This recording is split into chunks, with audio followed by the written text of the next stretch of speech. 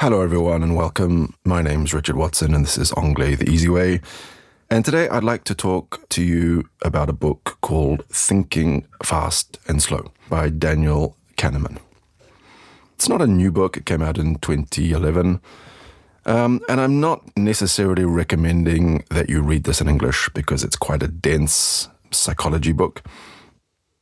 It's interesting for daily life in some ways. It's quite a famous book in the English-speaking world. I don't know if it's the case in the French-speaking world. And basically it says that we have two different ways of thinking, which in this book they call System 1 and System 2. So System 1 is fast, intuitive, and emotional. And System 2 is slower and more deliberate and more logical. Basically, this book talks about the fact that we often use System 1 thinking when we could or should be using System 2. I know this is a little bit theoretical, but you'll see what I'm getting at in a minute. So let's have a look. System 1. This is kind of the intuitive way we think. It's automatic and emotional way of thinking. It operates really quickly and is something that doesn't involve much effort on our part. It relies on using reactions and heuristics and basing things on past experience. So it's really efficient, but it is prone to biases and errors of judgment. Here's an example of System 1 thinking. When you're driving a car on a familiar road, you navigate around, you can drive home without really thinking about what you're doing. You're not concentrating on driving the car, and you're not really thinking about which way to go. System 1 is running the show. Another example is how we can feel frightened by snakes. We have an immediate reaction. It's not logical. We don't have to calculate anything. It's just an automatic, intuitive response. So what's System 2? Well, System 2 is deliberate, analytical. It's a system which requires a lot of effort to think. It's responsible for complex calculations and logical reasoning and even self-control, in fact. Here's an example. If someone asks you to calculate in your head 13 times 21, you could probably do it, but you'd have to stop and think about it and really concentrate on it. It's not an automatic response. It requires some kind of effort on your part. Now, System 2 is great. It can correct errors from System 1, but it's lazy and it's easily fatigued. I heard somebody describe it as like having a teenager, a genius teenager, but you have to get him out of bed every time you want him to do something. And as soon as he solves it, he goes straight back to bed. So it's kind of like that.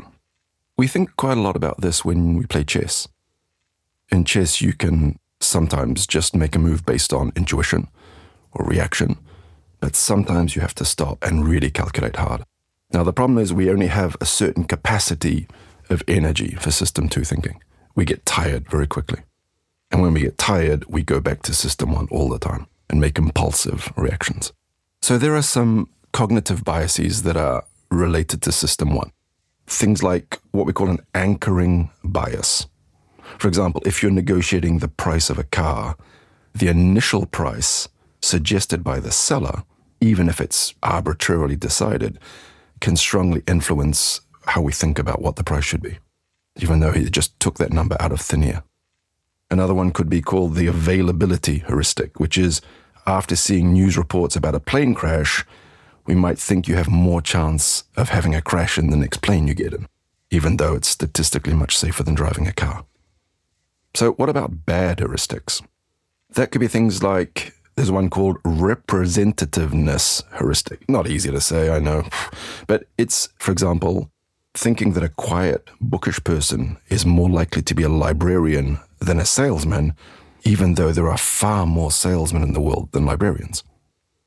I'll give you another one. The recognition heuristic, which, for example, choosing between two stocks when you want to buy some stock in a company, you might invest in one that you've heard of, assuming that familiarity equates to a better investment. And I'll give you one more. Loss aversion. Loss aversion has an impact on how we consider risk. Basically, we tend to feel more pain at losing something than we get pleasure from getting it. For example, we can be more upset about losing $100 than you would be happy about finding $100. There's another thing they talk about there. It's called prospect theory. It's kind of similar. It's how people make decisions when faced with risk and uncertainty. For example, people prefer to win $500 for sure than try to win $1,000 with a 50% chance of getting it. So 500 for sure as opposed to 50% chance of $1,000. That seems quite logical. But in fact, statistically, they work out the same. But on the other hand, they prefer a 50% chance of losing $1,000 over losing $500 for sure. So the positive and the negative risk here are very differently seen by our brain.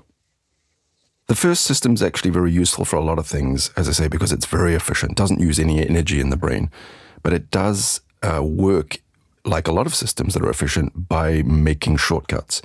For example, you may be having a great holiday for 2 weeks, but then the last day is terrible, and it tends to impact how you think about that holiday because it's the most recent thing and it's the most memorable thing. System 1 has a particular feature to it. It's called what you see is all there is. When we're making snap decisions by using System 1 thinking, we tend to think that we've understood it immediately at first glance. Here are a couple of quotes from the book. Now, it's not an easy read, as I said, but it is quite scientific. And scientific work is actually relatively easy for French speakers to get through because it resembles French so much. Here's a quote. A general limitation on the human mind is its imperfect ability to reconstruct past states of knowledge or beliefs.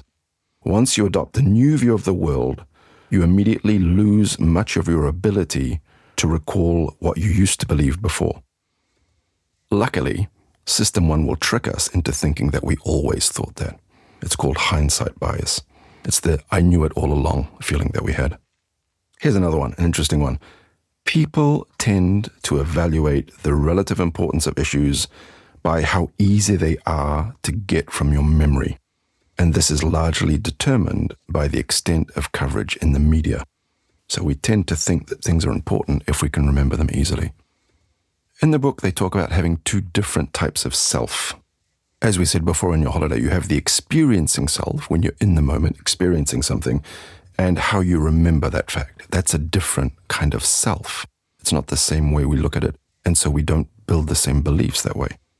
So here's a quote about how to focus on the experiencing self and not remember too much. The quote is, the easiest way to increase happiness is to control your use of time. Can you find more time to do the things you enjoy? Simple as that. Anyway, I'll leave it there. It's a great read in any language, and a lot of the things that come out of this book, although it's quite scientific, make a lot of sense to us with the examples he gives. This is kind of a foundational book for a lot of the way we look at biases and the way we know that we don't think about things in a very rational way. Anyway, I'll leave it at that. Don't forget to subscribe, and I'll catch you next time.